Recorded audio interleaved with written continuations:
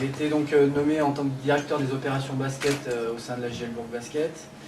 Je prendrai effectivement, on va dire officiellement mes fonctions au 1er juillet, même si j'ai déjà aujourd'hui passé beaucoup de temps et que je passerai énormément de temps en juin au travail effectif à la GL avec Vincent et Fabrice. Deux volets. Bonjour. Deux volets dans ce rôle-là et dans ce poste. Un premier volet que j'ai déjà connu de 2004 à 2006 à la direction sportive de l'équipe professionnelle, donc de travail en collaboration avec Vincent et Fabrice sur la construction de l'équipe, sur l'organisation administrative de l'arrivée des joueurs, la négociation des contrats avec les agents, la rédaction de ces contrats, l'enregistrement des joueurs à la ligue, enfin toute la partie administrative qui dégage Fabrice et Vincent de toute cette paperasse et les fixe sur un seul et unique travail, c'est-à-dire le travail technique et l'entraînement de l'équipe qu'on a construite.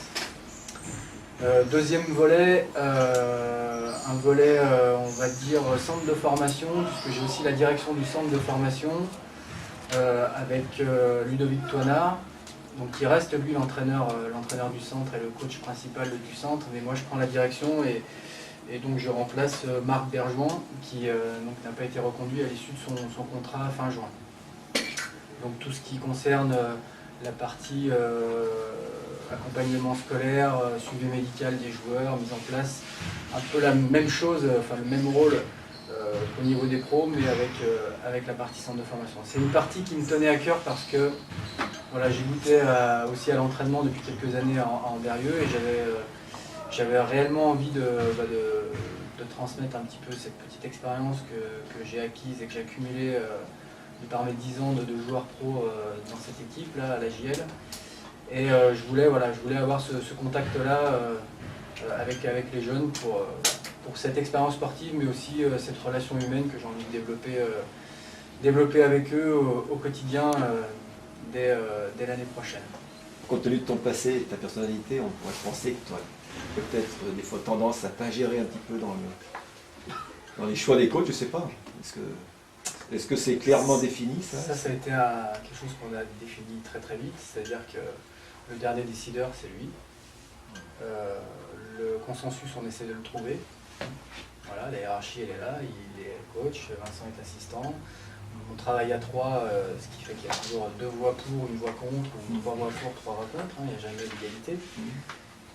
Mais j'ai, à l'époque de Facebook et de tous ces trucs, forums qui sont encore plus développés qu'il y a 5 ans, j'ai lu déjà que voilà, je me préparais à une carrière d'entraîneur et que voilà, je travaillais dans l'ombre pour prendre la place un jour. Aujourd'hui, je pense que s'il y a des choses que j'ai pas, c'est les compétences pour être coach. Ça c'est clair. Voilà, j'ai fait 3 saisons d'entraîneur en région à Ambérieu-en-Bugey, ça c'est mon CV d'entraîneur. Je pense pas que ça fasse rêver beaucoup de clubs pro. Maintenant, moi mes capacités aujourd'hui, elles sont dans la connaissance de ce milieu-là, de milieu Bresso-Bressan, on va dire. J'ai repris mon téléphone avec les agents il y a un peu plus d'1 mois et je me rends compte que j'ai laissé plutôt de bonnes traces, donc c'est peut-être que j'avais fait du bon travail pendant mes 4 années post-joueur. Mais en aucun cas, moi aujourd'hui je viens pour m'ingérer dans le sportif. Il y a des gens qui sont sous contrat pour ça, qui sont payés pour ça, qui sont compétents pour ça. On aura des discussions après les matchs pour débriefer effectivement sur ce qui va se passer sur le terrain. Mais en tous les cas, comptez pas sur moi pour avoir un discours différent du leur. On va se dire des choses dans le bureau, mais tout ce qu'on dira en dehors, on sera solidaires tous les 3 pour défendre nos positions. Voilà.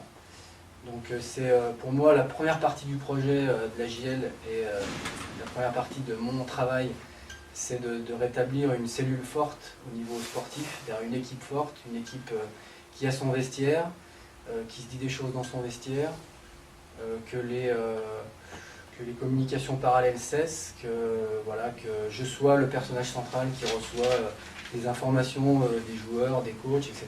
et que je redistribue aux uns aux autres, que d'autres réseaux disparaissent Et je pense que c'est ce qui fait d'abord la force d'une équipe.